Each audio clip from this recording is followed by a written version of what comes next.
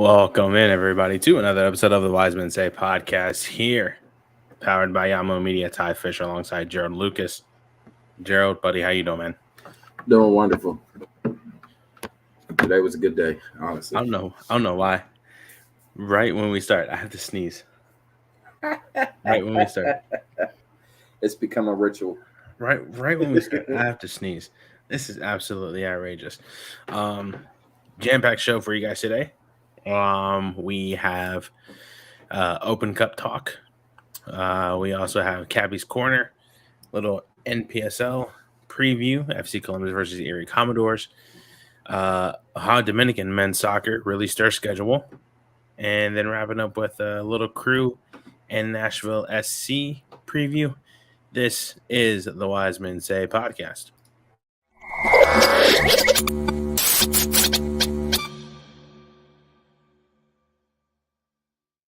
So, buddy, I heard you watched the Open Cup game. Oh, I did. Why don't you tell me about it? From the whistle, it just,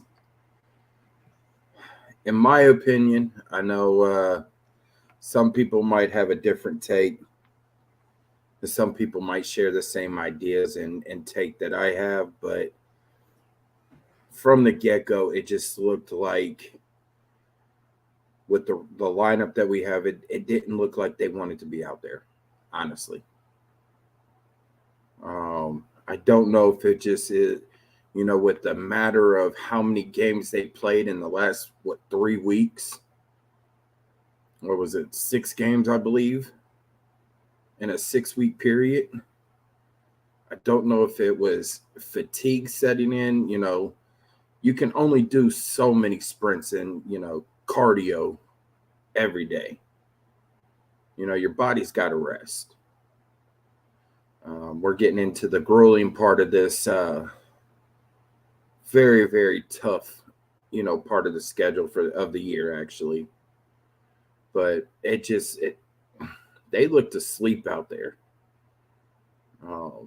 Pittsburgh, really didn't have nothing to lose, and they just came out there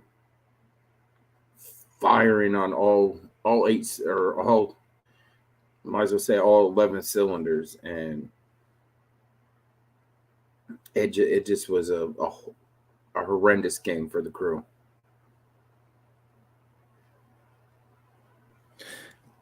Sorry, I finally sneezed.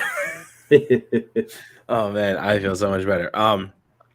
I was at a Columbus Clippers game, and thank God I was keeping an eye on Twitter, and as soon as I saw that Pittsburgh went up 1-0, I was just like, oh well, there we go. I mean, because we've said it before, Pittsburgh is good. Yes, they're one of the top. They're in the top part of the USL standings right now. Yeah. So it kind of comes not as a shock, but more so as I knew this was coming. Just by looking at the lineup. But I mean, nobody takes this cup seriously, and everybody talks about, play the starters, da da da da da. Everybody else plays their starters, blah blah blah. All the teams are different. Everybody takes the cup either seriously or don't. Every team is different. Every coach is different, and it doesn't make sense to play your starters, especially after losing against Cincinnati. Then you turn around and have a Wednesday midweek game, then just to turn around and play another league game on Sunday. It doesn't make sense. Well, here's my, we talked about this today at the open training session today. We could talk about that a little bit later too. There was some good takes out of there, but back to the Open Cup. Why risk your stars? You're playing on a hybrid turf.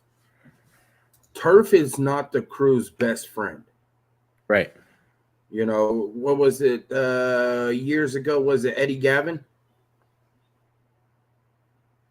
Injured himself, I believe, in an Open Cup. Yeah, it was Eddie Gavin against Dayton Dutch Lions at Historical Crew Stadium. Case in point, I mean, it wasn't turf. You know what I'm saying? But it's still the Open Cup. Yeah. Why risk your stars? Are you really going to risk Cucho, who's already had past knee injuries? You know, that's the last thing we need. Him go to take a shot and his foot gets stuck in the turf, and now he's holding his knee. Yeah. Or somebody in the USL trying to make a name for themselves and challenge, you know, one of our players and make a sliding tackle, and now we have another Will Sands on our hand. Like, why risk? You know, why risk it? So, and I told you I would have been fine with bringing the whole entire U19 team up, or bring up a, you know, bring up the whole U19 team.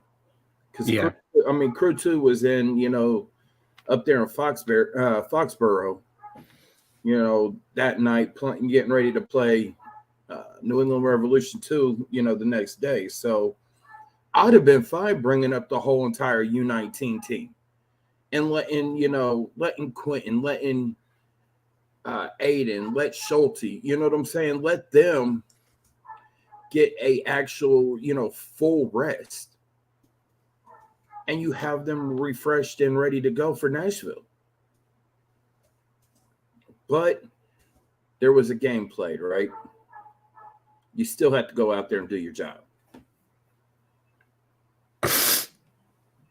Sorry, my allergies are freaking killing me. And there just was a lack of intensity, honestly. So obviously, you know, everybody knows the result. Crew lost.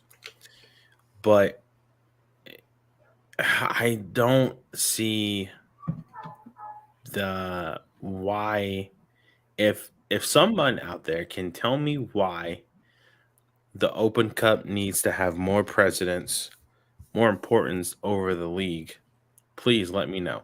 If you want to come on the show right now and tell me why the league and why the Open Cup needs to be more important than the league, or why it needs to be taken seriously, please let me know.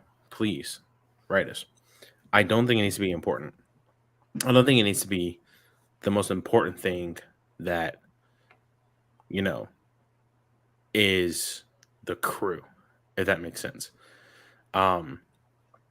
It's not the number one thing that should be the forefront of every team is the league, because you play 34 games in February, March, April, May, June, July, August, September, October, 9 months, something like that. Whatever. You play Open Cup. How many Open Cup games do you play? You play third round, fourth round, fifth round, round of 32, round of 16, round of 8, final 4. You play 7 games in what's that, 2 months? Yeah. Almost. So no, it's not worth it. It's not worth it. And to play starters, especially when you're playing teams on turf, that's not the best. That's not the best at all. I don't even know.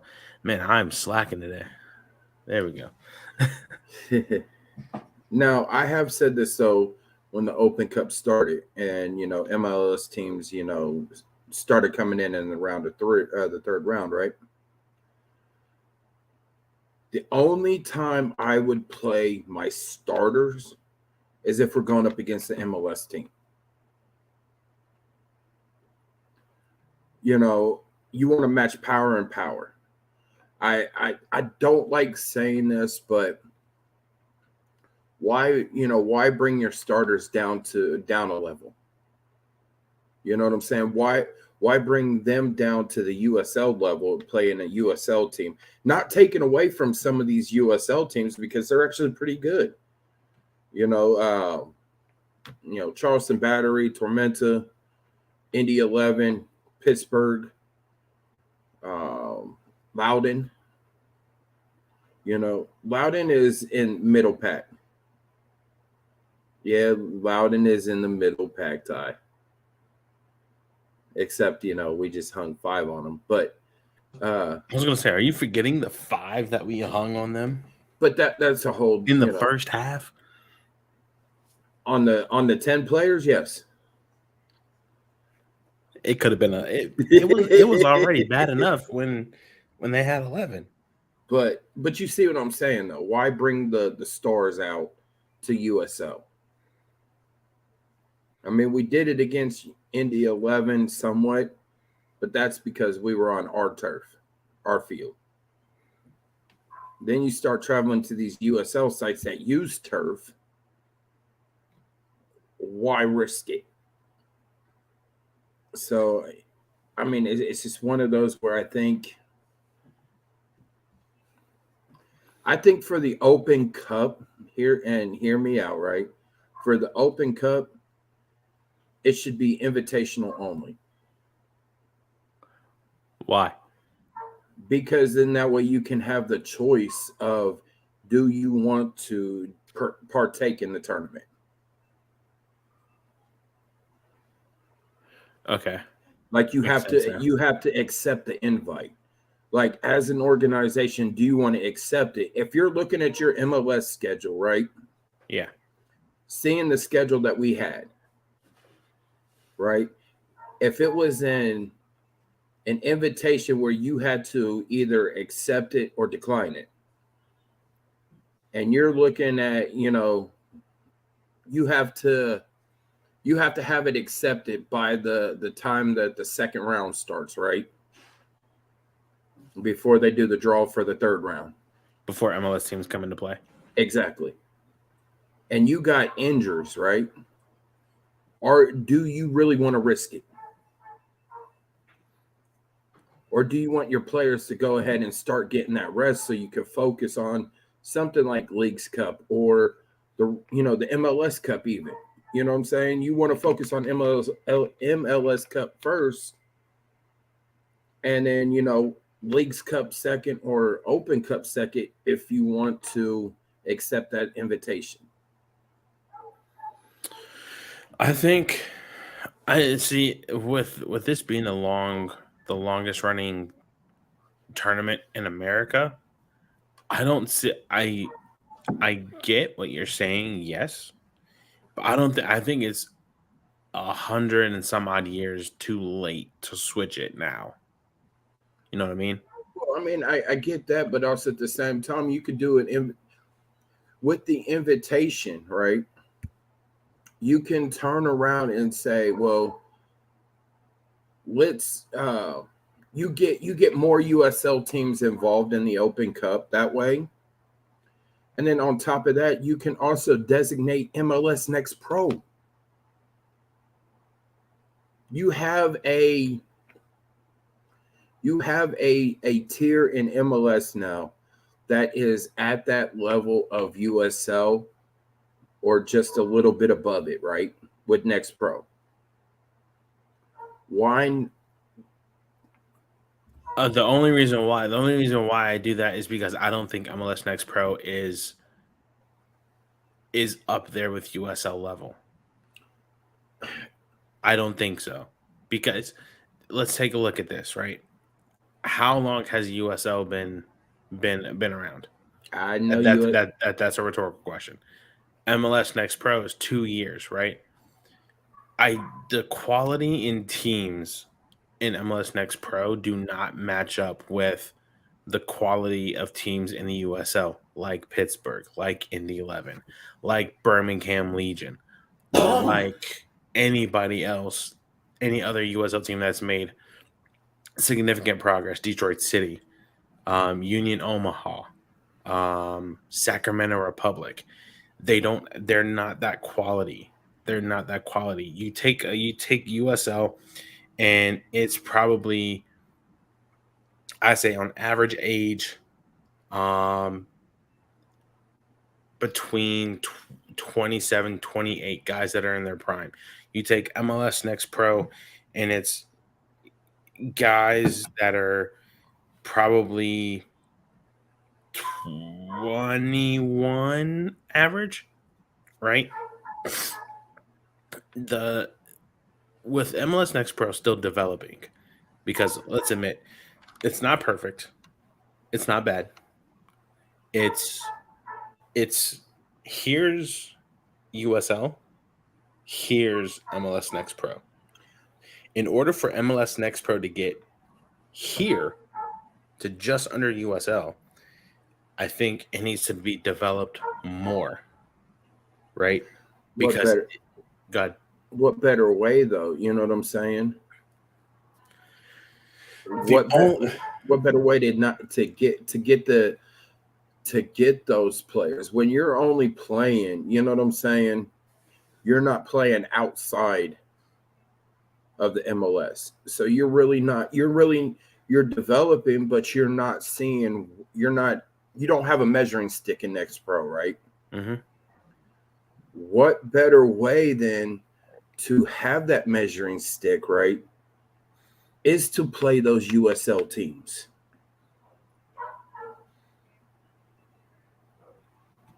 So I'm still sharing this out really quick. Yes. However,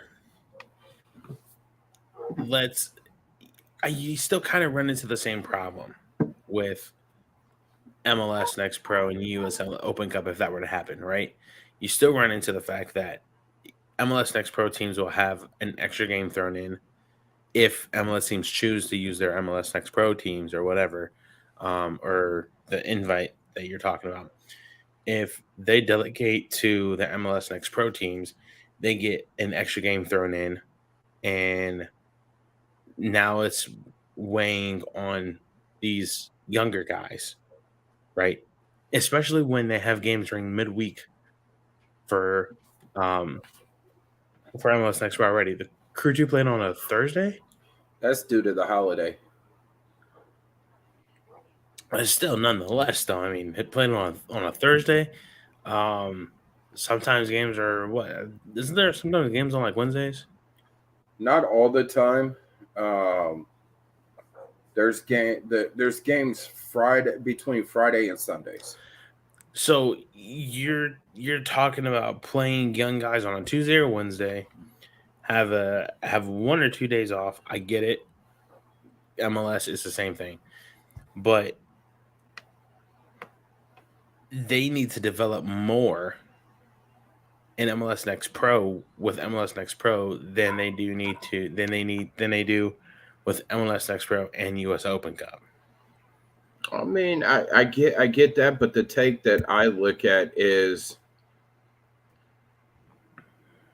don't the younger athletes though already play stuff like this? Look at the academy, right?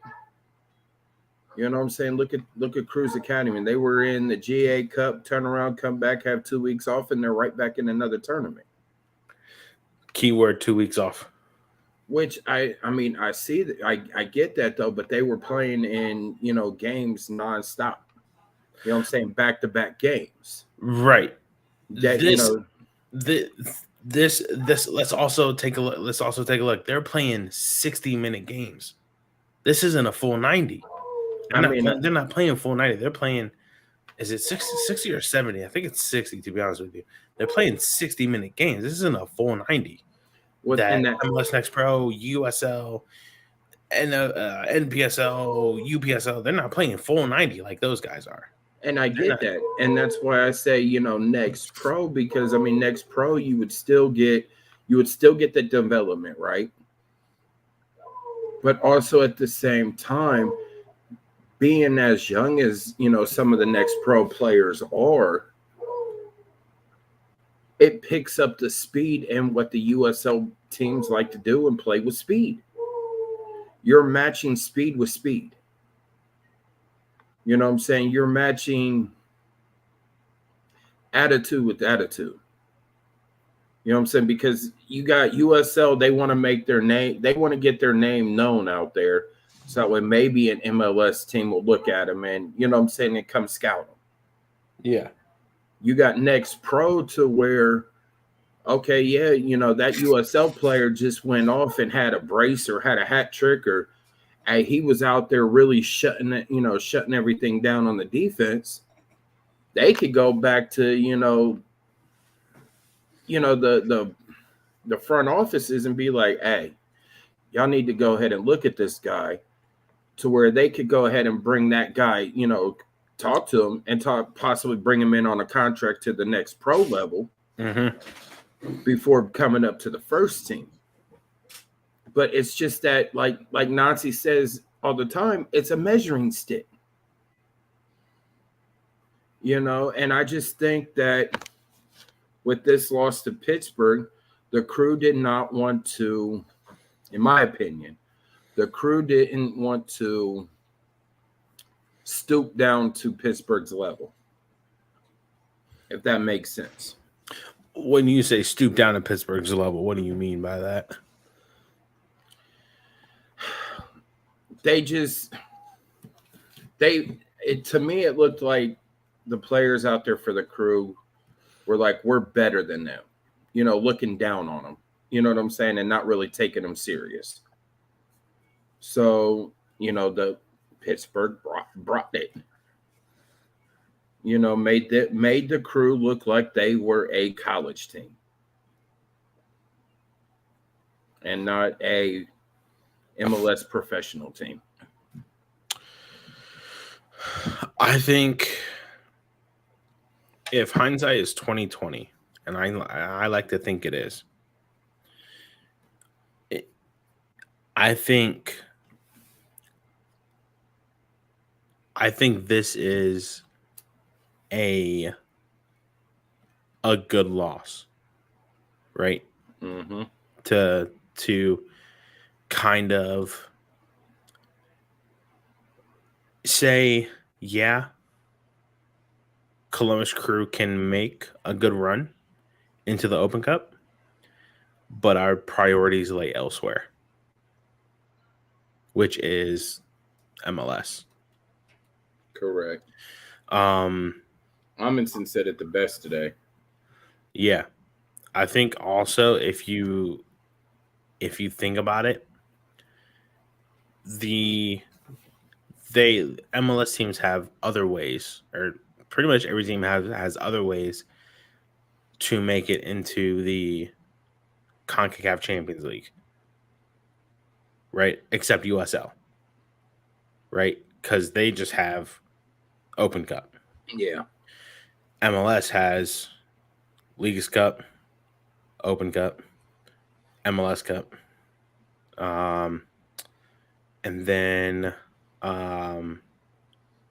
so I want to say Supporter Shield. Yep. Or the next best team.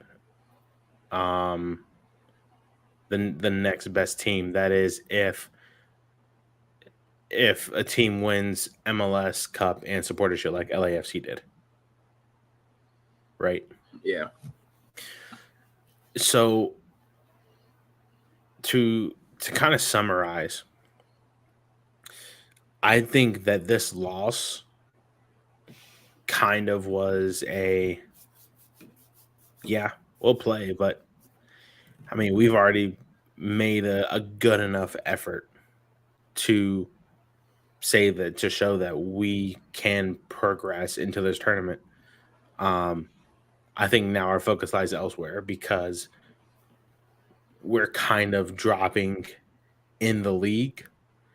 We want to get back to being the top 3, top 4, and not teetering that line like we have been the last 3 years.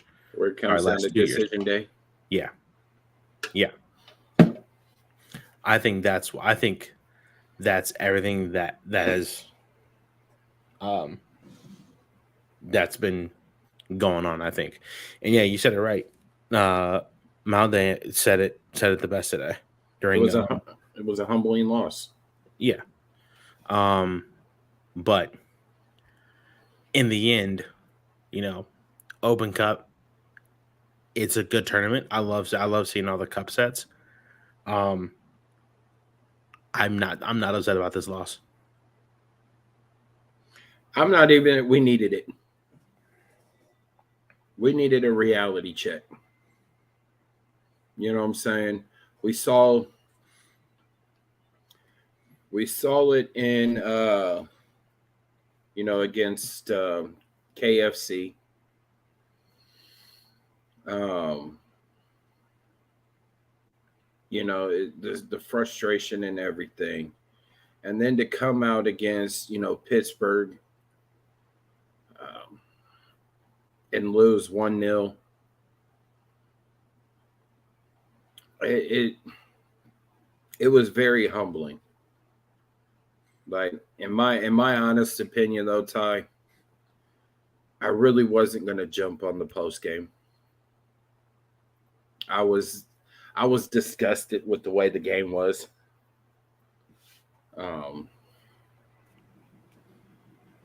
I was telling a buddy of mine that I really didn't want to, but I did. So it's an eye opener.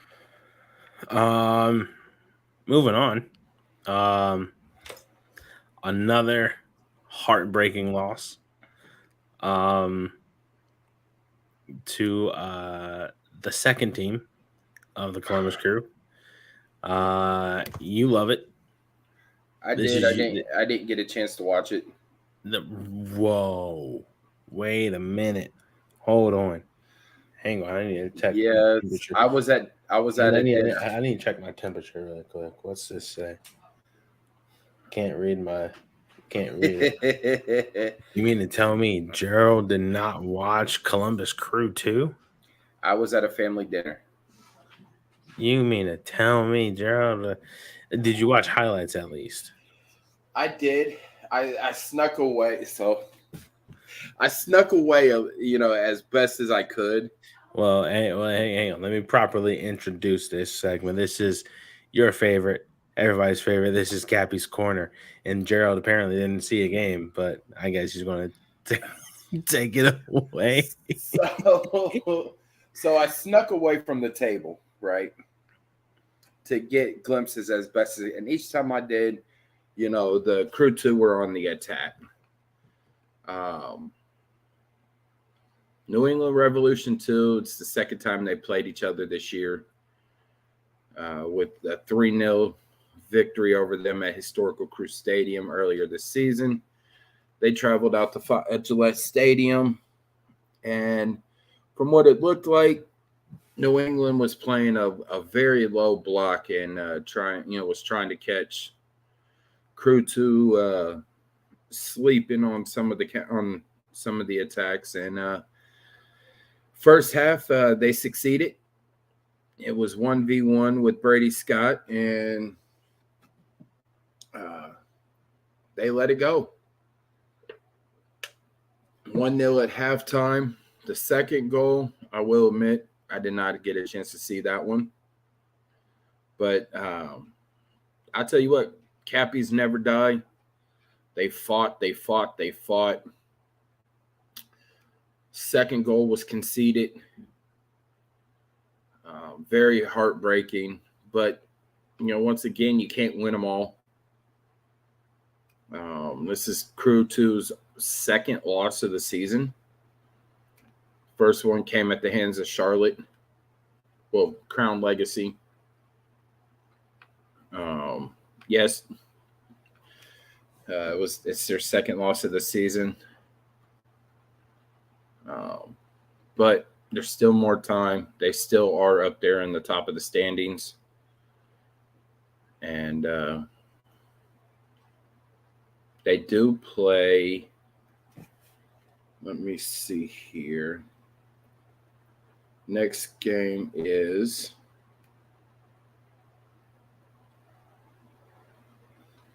where did it go?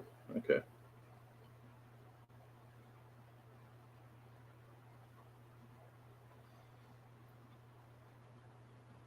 All right. So next game for your Capybaras Crew 2 will be Sunday, June 4th at home against Chicago Fire 2. That game is at 2 o'clock, and it does look like it will be streaming on Apple TV Season Pass. Now back to you.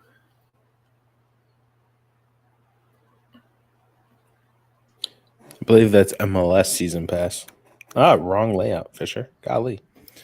Um, second loss of the season. Yes. Really? Yep. Huh. That's They that's lost. new. I thought it was a third. Nope. They lost 1-0 to Crown Legacy. Yeah.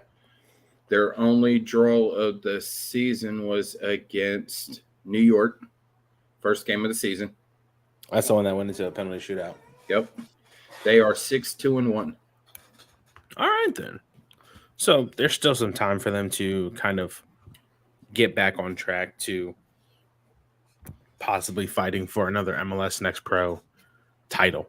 Even after the loss against New England too, they still sit tied for second with New England behind Crown Legacy with 20 points, and Crown Legacy has 24. Okay. So, all right. And they have the better record right now. They're 7-1-2. Who they just had their first loss against Huntsville City FC. So last week.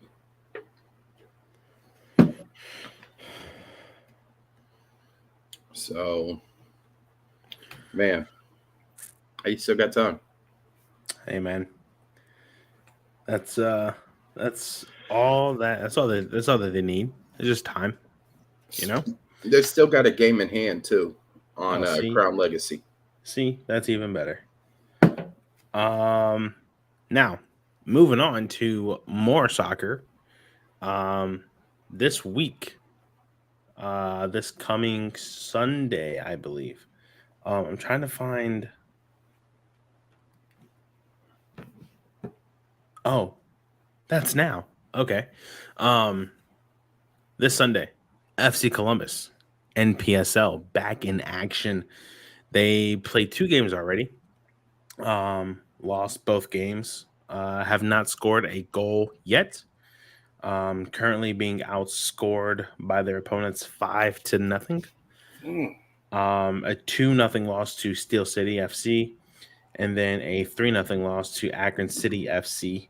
But FC Columbus is back at home at Roberts Field at the Wellington School this coming Sunday against the Erie Commodores FC. This is a new team since the realignment of the divisions.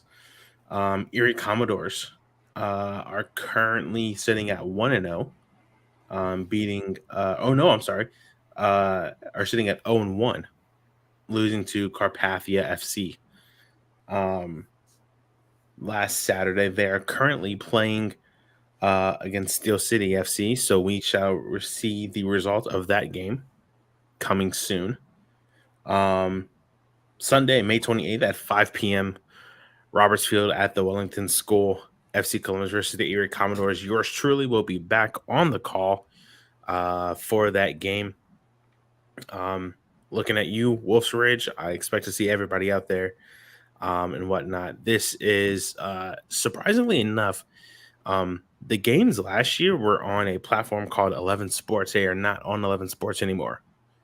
They are on a platform called FIFA Plus. You had a shocked face there. So it is final. Akron City loses 3-0 to FC Carpathia. Like you were bringing it up. Huh? You brought up about the alignment and all that, and the teams. Yeah. So the leader right now is, man, this division is actually pretty good this year. It's no longer on 11 Sports. It's on a platform called FIFA Plus. So hopefully, FC Columbus can get a international audience to follow them. But I will be on the call on Sunday. For those of you who like to come out, again, Roberts Field at the Wellington School. Tickets, I honestly don't know if they're selling tickets. I don't think so. So free soccer on Sunday at 5 o'clock. Um, stop by the broadcast table before the game, during halftime and after the game. Come say hi to me. I'll be there. Um, but we will get more into that after the game, and probably show some highlights and whatnot, or talk about the game or whatever. I got to see how this is all going to work out, but um, it is powered by Yamo Media, just like our podcast here, um, and whatnot. So if you aren't doing anything on Sunday, come out to the Wellington School. It's in Upper Arlington, 5 o'clock. Erie Commodores, FC Columbus will be playing, and it's bound to be a fun time. We always have fun at those games. You've been how many games? One, two, One. and it was that it was that wild one.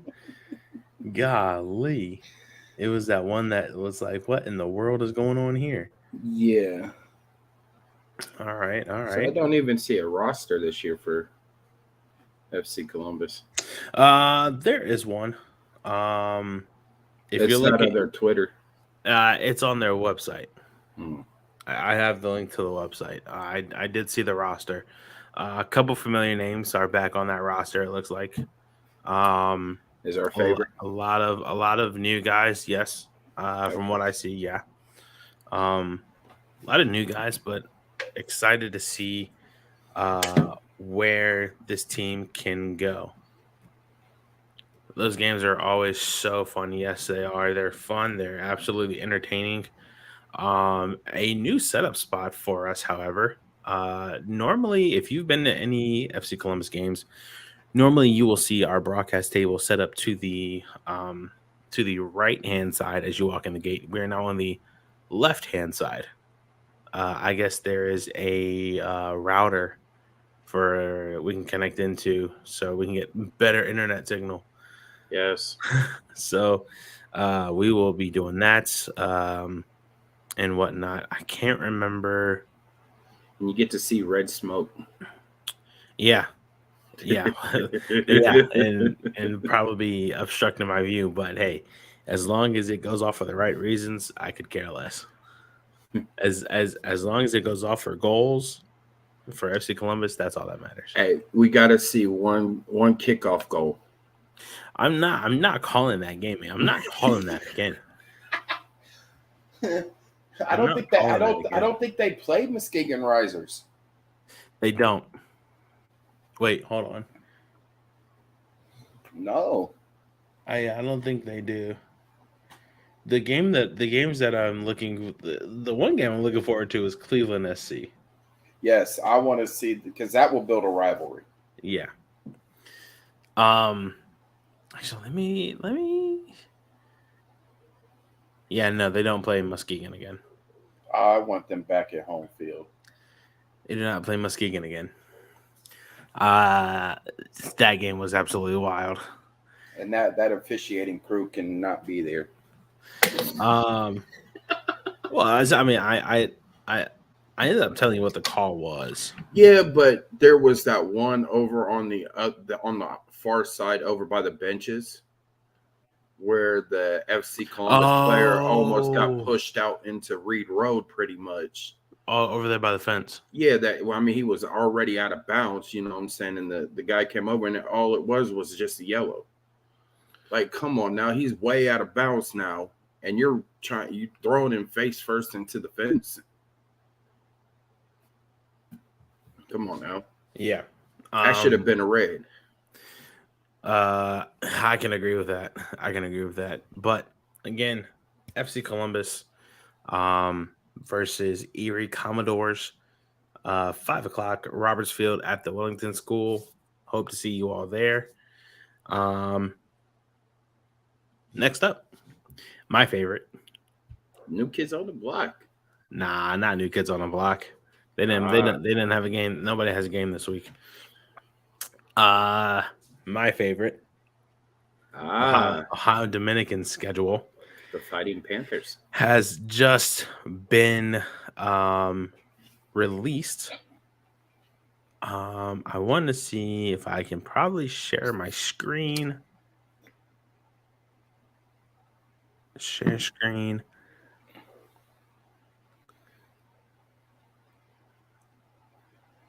Share screen. Oh, I have to allow it on freaking. This is annoying. But, later. I'll do that later. I would do that later. Take a look on your screen. This is the Ohio Dominican University men's soccer schedule. I got released yesterday. Lot of games for everybody to come out support the Panthers. Looks like you're getting some frequent flyer miles. Man, tell me about it. We're going to be traveling a lot. If I'm counting correctly, there's going to be 1, 2, 3, probably 3 overnights that we're going to have. But starting on August, I want to say it is the 15th or 16th. The Ohio Dominican University will be having their alumni game at Panther Stadium, if you may. Those are always a blast. It's always been like where like alumni will play like the current team and whatnot. That's always fun. It's Friday the 18th. The alumni game at 6:30. And then we are home to Ohio Wesleyan. And then we are away at Capitol to round out our exhibition games. First 2 home games. First is McKendree, August 31st at 7:30. And then a couple days later versus Notre Dame College, September 3rd at 3 o'clock. For those who want to make the trip up north, at Wright State, September 6th at 7. And then back home for a 4-game homestand versus Trevecca, September 9th at 11 o'clock a.m. Versus Malone, September 13th. Finley, September 16th at 3. And then the newcomers in the league, Thomas More, September 20th at 7:30. Then that rounds out our homestand. And then next thing you know, we're on a 4-game road stand at Cedarville, September 23rd at 7. Taking on the GMAC champions, Ashland University, away at the good old Golden Eagles College, September 27th at 6:30. Then we head up to, I want to say it's Midland, Michigan, take on Northwood, September 30th, right outside of Ann Arbor, 12 o'clock. And then away at Salem in West Virginia, October 4th. That game still has a to-be-determined time for kickoff. But a couple days later, we're back at home versus the Tiffin Dragons. Those games are always intense and fun. If somebody brings up what happened last year at home against Tiffin, I'd rather not talk about it. And then we play Northwood again at home, October 12th at 5. A couple days later, or the next day, we travel down to Nashville, Tennessee, play Trevecca Nazarene on the 14th at 12 p.m. Central Time, 1 p.m. Eastern Time. And then we back home versus Kentucky Wesleyan. Senior night is that night also. And then round out our away days with 3 road trips at Lake Erie. Those games, absolute bangers. At Walsh a couple days later, and then heading down to Kentucky to take on Thomas More. That is your ODU men's soccer 2023 schedule. I'm looking forward to this thing, and I'm looking to get lots of goals. You should make it out. You should make it out to a game. I'm gonna try to. Depend, I'm gonna try to make it out to a game. Just watch how great this team is. You said you need an assistant that night, right? What night? Make me pay full price. I do. We don't sell tickets. we don't sell tickets. It's free. Just come on in. So I get field level. Possibly, I'll see what I can do. I will see what I can do.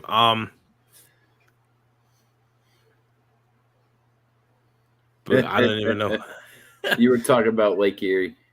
Oh, okay. Yeah, I see it now. Lake Erie. Yeah, those, man, that was. So we're gonna have to talk off camera. I don't know what happened against Tiffin. Oh man, it was absolutely brutal. We got ran off our own pitch. Oh, okay. At home. That's why I said we could talk off camera. It's in the past. We lost 9-0. Yeah. FC Cincinnati too. We lost 9-0.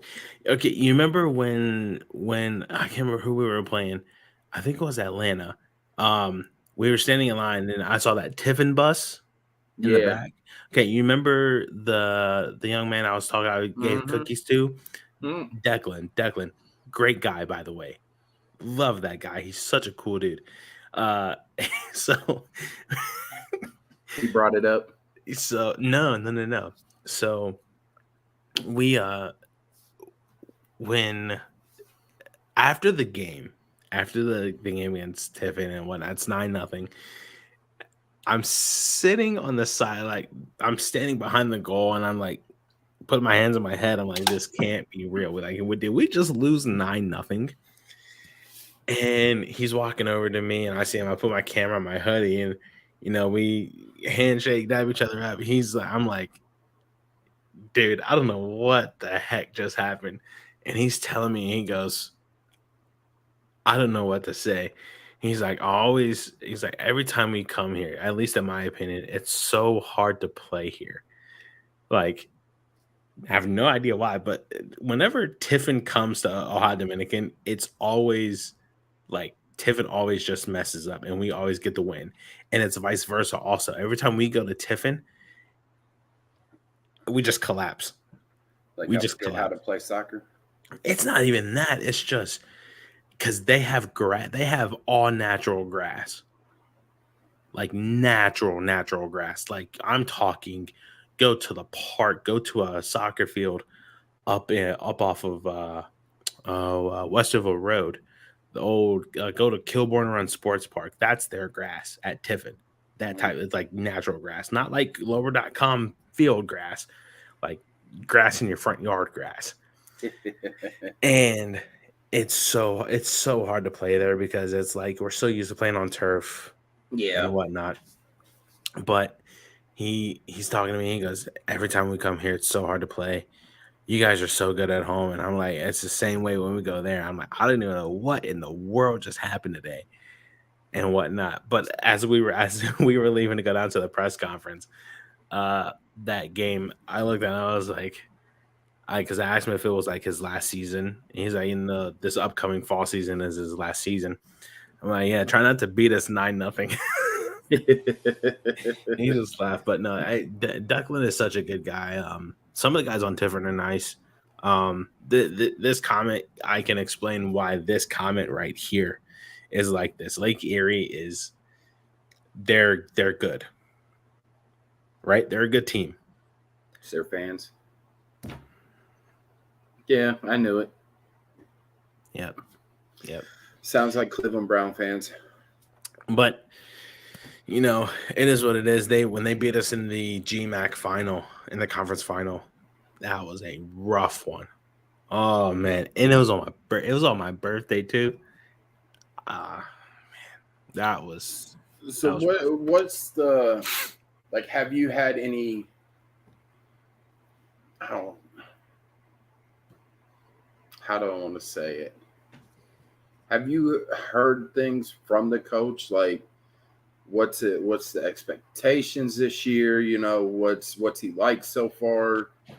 So I mean, can we get him on the show? The guys just got out of school.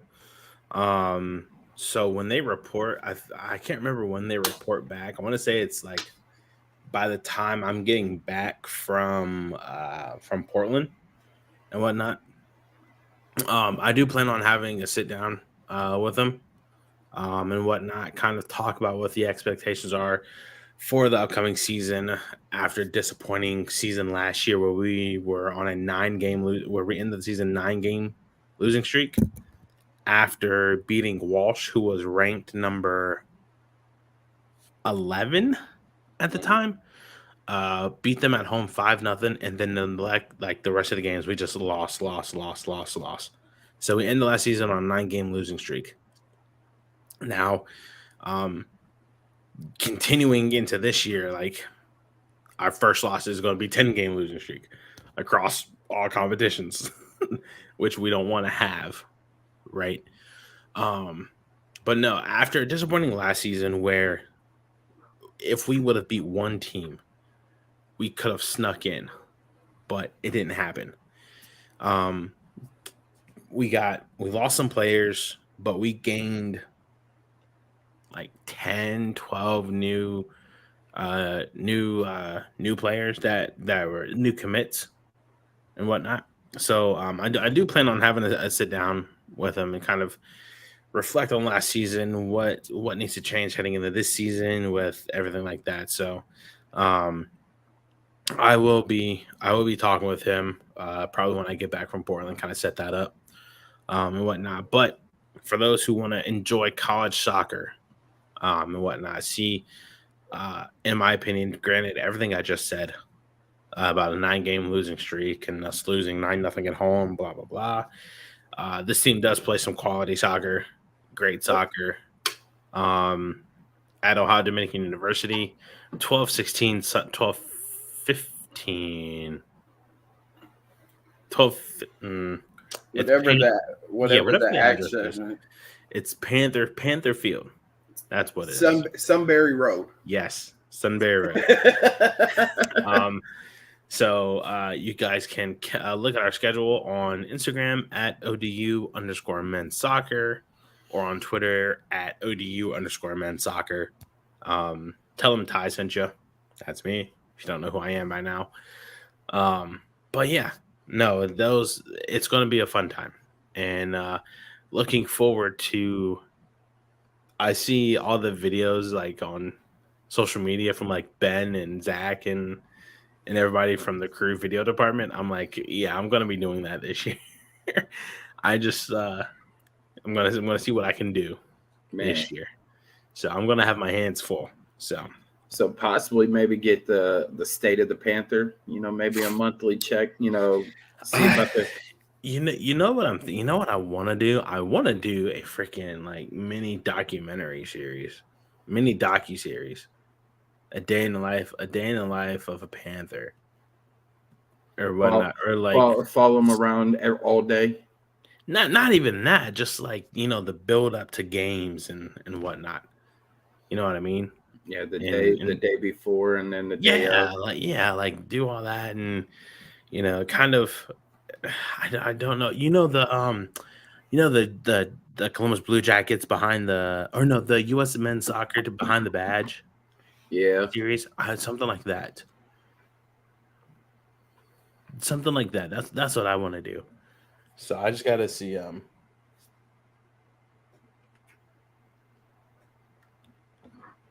Sorry. I want to do something like that when I get back from Portland and whatnot, especially because I have like 2 days, 3 days, and stuff like that. So, but Gerald, my guy, last segment preview, Nashville SC. The mellow yellow battle. Talk to me. What's happening?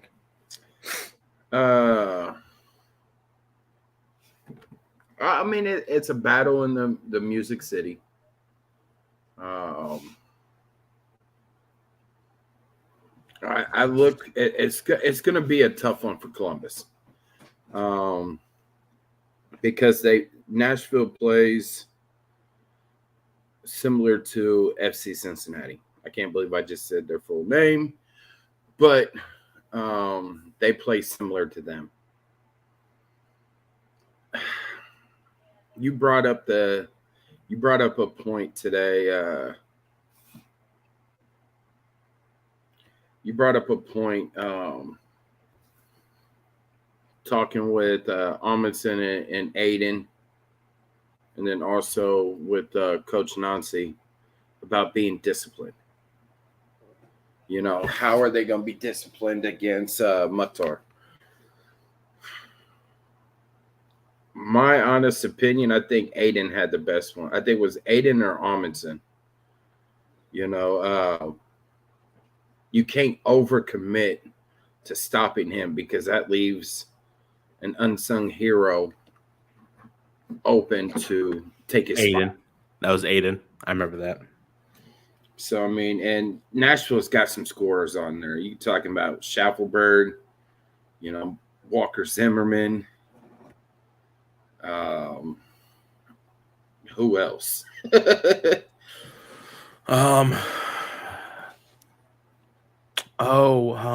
Alex Mule. Yeah. You have a lot of people, honestly. I mean, and he marked it. He made the comparison about marking Carles Hill from New England Revolution. You know, And that's a great comparison. That's honestly probably the best comparison in the league you can do right now, unless somehow some way the crew magically turn it around and now you're comparing Lucas Zelarayan to Lucho Acosta from Cincinnati, two dynamic great number 10s. Gerald, come on. As much as it pains me, that's a solid comparison. It is. You know, that's why I say as much as it pains me to say it, I would have to agree with that comparison, you know, to Lucas. Mm-hmm. You know, for Lucas.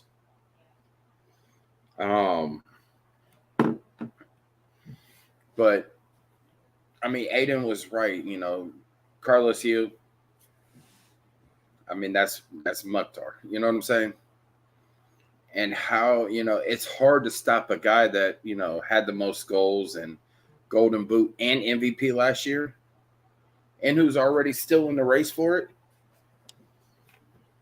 I mean, but Coach Nancy also said it best. First and foremost, you got to prepare yourself you know, take care of yourself first. You know, how you're going to come out and play against Nashville's system. Mm-hmm. You know, worrying about key players, that comes secondary. Because if you can't figure out how you're either going to attack or defend, you know, their formations, you can't pick apart and pick one person to lock.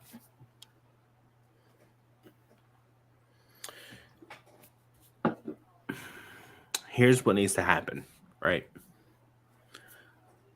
If Hani Mukhtar plays that false 9 position, right?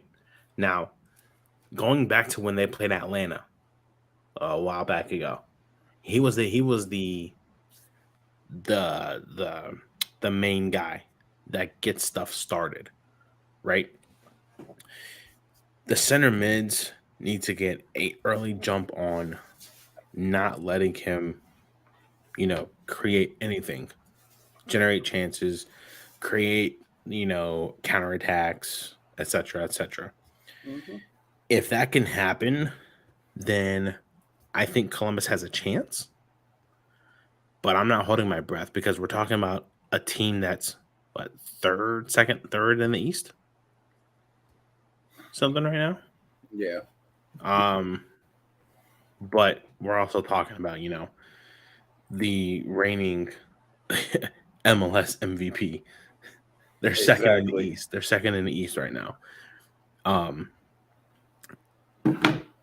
think also with the guys that we're getting back, kind of will help. You know, we saw Josh Williams in training today. We saw Luis Diaz in training today. We saw Aloy Room back in training today. Milos was dressed, although I didn't see him participating in anything. He was dressed, however. But we're getting guys back slowly but surely. I still think. I mean, it depending on how the game goes, we might see. I said it after you left, and sort of got my head bit off by Bailey. What'd you do? But I said, you think there might be a possibility that late in the second half we might see Luis or Josh. Because they've been, from what I've heard, is they've been practicing, at trainings, after what we can see after that first 15 minutes, right? Mm-hmm. But for them to be out there for that short game today, you know what I'm saying, and playing the whole entire thing in the way that they were moving and then doing the sprints afterwards. Well, Diaz didn't do the sprints, but he was doing some training with the trainer. Mm-hmm. I think if they are not on the out list and they are on questionable, I think they're dressed, right? And on the bench. Or game time decision. Game time decision. Yeah. If they are not a game time decision and they're not on any list, I think to get them back up to game speed, they would be the late subs. I think they'd be left off the roster completely. Because that's kind of rushing it. It's just my opinion, actually. Yeah, I think it's rushing it. I think maybe I was telling my mom this. They're taking their time with injuries. The team is. They're taking their time with injuries. They're taking the needed timeline for injuries, not rushing anything. Cucho, for example, not rushing him back. Well, see, right now, I believe that we're right there towards the end of the timeline, though, for Josh right now. Mm-hmm. You know what I'm saying? We didn't get a timeline for Luis because with it being a back injury. You know what I'm saying? So I believe we're right there for Josh Williams to come back, and possibly right there for Kevin Molino to come back, right? Yeah. Which that would be huge for that defensive back. You know what I'm saying? If Josh is able to come, when Josh comes back and he's game ready, that's going to be huge for the crew. Back there on the defensive line. Yeah. Just looking at something really quick. Matan is tied for third in assists. Yeah. In the league. Mm-hmm. Adam Morris is second with tackle in 1 tackles. Mm-hmm. Lucas is top in the league in line breaking passes. We are tied for first in assists. We are third in goals. We are tied for first in goals inside the 18. And that's it. So, taking a look at this, it looks like we need to score more goals inside the 18. Well, not only that, but we've also conceded the most goals that we've conceded in the game was what? Philly? 4 goals? Yes. It's the only team to score 4 on us this year. Only. We came close to having Sizzy score 4 on us. If that Brandon Vasquez goal would have stood. Yeah, I know you're still. And Steven Moreira would have headed that home. So I'm telling want to save that. Yeah, I would have been a rich man. You would have been a happy man going out to Portland. I would have been so happy going out to Portland. Here. I know what to keep going. I know what I want to do. I did see a little bit of a highlight from Crew 2, right?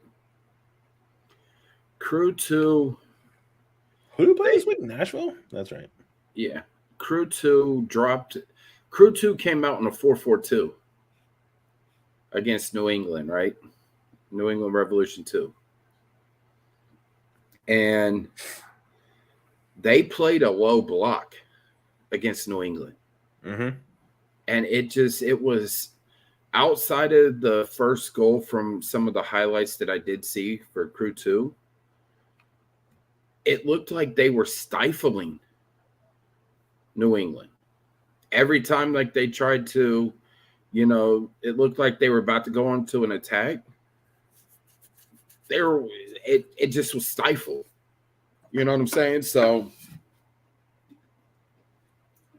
maybe if we were to switch it up instead of the 3-4-2-1, maybe switch it up to a 4-3-3 against Nashville. Add in that extra defender there on that back line.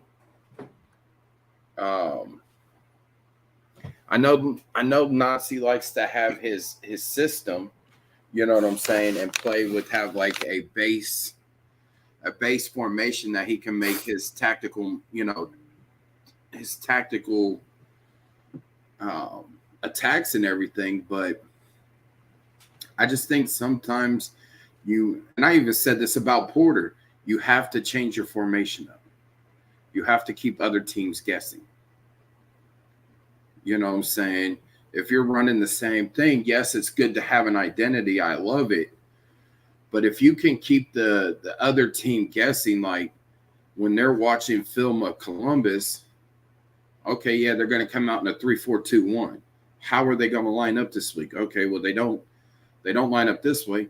Oh, wait, kickoff, and they're coming out in a 3-5-2 or a 5-2-3. You know what I'm saying? So now the other coach is like, all right, hold on. Now we got to change our tactic. So I still think changing up the formation will give a little bit. It will help a little bit better. I think it'll allow more freedom too. That, and I would love to see the first team, drop into a low block. Play teams how they play us. If you've looked at the last few games, everybody drops to a low block against us. Fight fire with fire, right? It only builds a bigger fire. I mean, what else can happen in that big fire? Someone scores? Yeah, not us. You never know. If we drop to a low block, now that gets the other team off of their game plan, like, right? Because if they drop to a low block first and they're like, okay, well, we're going to invite, Columbus in. We're going to invite Columbus in, and then we'll hit them with that counter. But what happens if Columbus drops back to that low block? Yeah. Now they're sitting there like, what do we do? We didn't plan for, them to drop back like us. Mm-hmm. Now they have to attack. I can see it happening.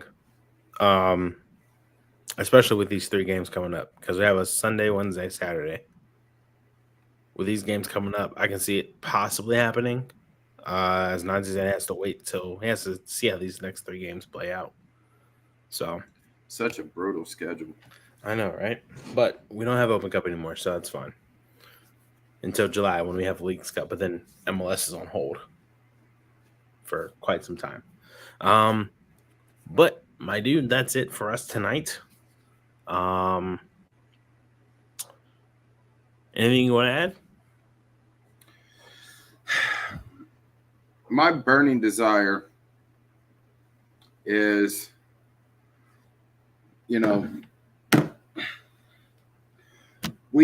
nobody hates Columbus like Columbus fans, right? Hey, I'm gonna go solo for this. You're about to go and preach.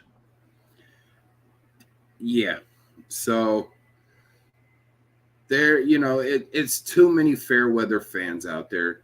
Nazi said it the best, and I'm gonna keep saying it over. We're not gonna win every single game. You can't have that expectation of winning every single game. You play the hand that is dealt to you. Injuries happen, so now you have to plan around that. You can't always go into a season, okay, well, this person is more likely to get hurt, so this is what we're going to have to do. No, you have to plan for the games how it happens. If you have an injury one week, now you got something to prepare for. As far as Open Cup goes, you guys can hate me, love me. I don't care. Leagues or Open Cup is still always going to take a backseat priority, in my opinion, to the MLS Cup. Hate it, love it, whatever your case may be. Stop with all this armchair coaching. Stop being the one saying that you're not going to support the club, but yet you show up to season ticket holder events, or you still show up to tailgates. Yes, you have an opinion. Yes, everybody has an opinion. But if you're going to be a fan of the sport and of the club and support the club through the thick and thin, good, bad, ugly. Be a supporter of the club and not sit there and bash them. Yes, like I said, you have an opinion, but don't bash the ones that are making moves for the betterment of the club. Yes, we don't see everything Tim Bezbachenko does behind the scenes. We don't get to see a lot of things that Nazi does behind the scenes or any of the other coaches. But to sit there and say that you're Columbus till I die and you bash the team, talk about you're not going to do this, you're not going to do that, but you still show up to these events, stop it. One or the other. That's my rant for the day. My guy just went. Couldn't have said it better, buddy. That's it for the show tonight. I can't promise anything. I might do a watch along on Sunday. We will keep you updated. Oh, keep forgetting your schedule freaking changed. We'll figure something out then. That's it for us. Gerald, Ty. Go. When's the next time? When's your day off? Wednesdays? Yep. Wednesdays. All right. Catch us. I also get off at 4:30 Monday, Tuesday, Thursday, and Friday. So okay. Catch us this Tuesday coming up because we have a game on Wednesday. Okay. Yeah, that's right. Catch us this Tuesday. New episode of the Wisemen Say podcast. Gerald, as tradition goes, Wisemen Say. Only fools rush in. Take care, y'all.